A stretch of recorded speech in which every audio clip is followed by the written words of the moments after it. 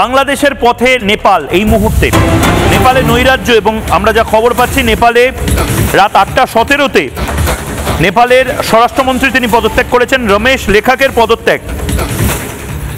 লেখকের পদত্যাগ নেপালের যে জেন জি যাদেরকে বলা হচ্ছে, একদম সেম স্টাইলে যেভাবে বাংলাদেশে হঠাৎ করে ছাত্র যুবরা রাস্তায় নেমে পড়েছিল, তারপরে পার্লামেন্টের দিকে এগিয়েছিল, গণভবনের দিকে এগিয়েছিল, নেপালেও আজ দুপুরে আমরা সেই ছবি দেখতে পেয়েছি।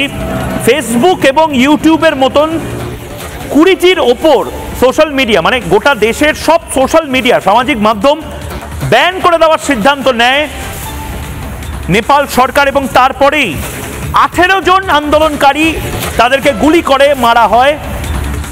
পরিস্থিতি সামলাতে পারেনি নেপাল সরকার।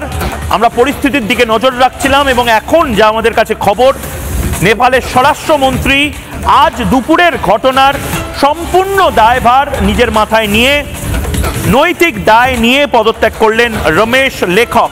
আবারও বলছি, নেপালে বাংলাদেশের মতন এই মুহূর্তে পরিস্থিতি, সম্পূর্ণ দায়ভার নিজের মাথায় নিয়ে পদত্যাগ করলেন নেপালের স্বরাষ্ট্রমন্ত্রী রমেশ লেখক।